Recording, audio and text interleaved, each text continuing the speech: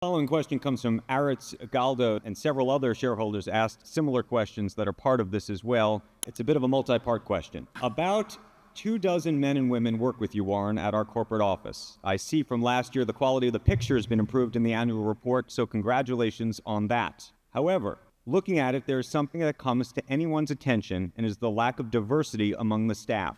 A 2015 analysis by Calvert Investments found that Coca-Cola was one of the best companies for workplace diversity, while Berkshire Hathaway was one of the worst. You've explicitly stated that you do not consider diversity when hiring for leadership roles and board members. Does that need to change? Are we missing any investment opportunities as a result? And do you consider diversity, however defined, of company leadership and staff when analyzing the value of a company that you may want to purchase? Well, it's a multiple-part question. The answer to the last one is no. What was the one before it? You've explicitly stated you do not consider diversity when hiring for leadership roles and board members. Does that need to change, and are we missing any investment opportunities as a result? You know, we will select board members, and we lay it out, and we've done so for years, and I think we've been much more explicit than most companies. We are looking for people who are business savvy, shareholder oriented, and have a special interest in Berkshire. And we found people like that.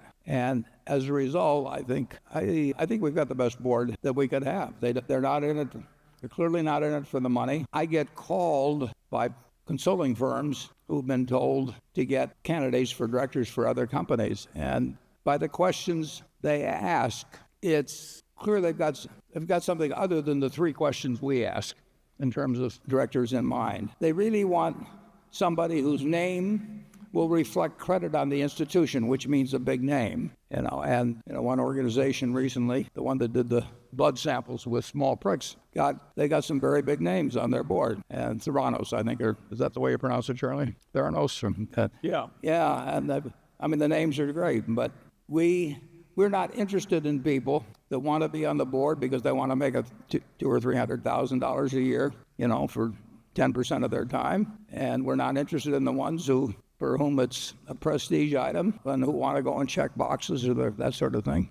So I think we will continue to apply that test, business savvy, shareholder oriented, and with a strong personal interest in Berkshire. And every share of the Berkshire that our shareholders own, they bought just like everybody else in this room. They haven't got an option, or they haven't got, I've been on boards where they've given me stock. I get it for breathing, basically. That half a dozen places that are maybe 3 or 4 that I was on the board of. We want our shareholders to walk in the shoes, our directors to walk in the shoes of shareholders. We want them to care a lot about the business, and we want them to be smart enough so that they know enough about business that they know what they should get involved in and what they shouldn't get involved in. The people in the office, I'm hoping that when we take the Christmas picture again this year, they're exactly the same 25 that were there last year, even though we might have added 30,000 employees elsewhere and maybe 10 billion of sales or something like that. It's a remarkable group of people.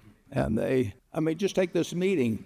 Virtually every one of the 25, our CFO, my assistant, whoever, they've been doing job after job connected with making this meeting a success and a pleasant outing for our shareholders. It's a cooperative effort. The idea that you would have some department called annual meeting department, and you'd have a person in charge of it, and he would have an assistant, and then they would go to various conferences about holding annual meetings and build up, and then they hire consultants to come in and help them on the meeting. We just don't operate that way. I mean, it's a place where everybody helps each other. Part of what makes my job is extraordinarily easy, but the people around me really make it easy. And part of the reason it's easy is because we don't have any committees. Maybe we have some committee I don't know about, but I've never been invited to any committees. I'll put it that way at Berkshire. And we may have a PowerPoint someplace. I haven't seen it, and I wouldn't know how to use it anyway. We don't have make work activities, and we might go to a baseball game together or something like that. But I've seen the other kind of operation, and I like ours better. I'll put it that way. Charlie? Well, years ago, I did some work for the Roman Catholic Archbishop of Los Angeles. And my senior partner pompously said, you don't need to hire us to do this. There's plenty of good Catholic tax lawyers. And the Archbishop looked at him like he was an idiot and said, Mr. Peeler, he says, last year I had some very serious surgery, and I did not look around for the leading Catholic surgeon.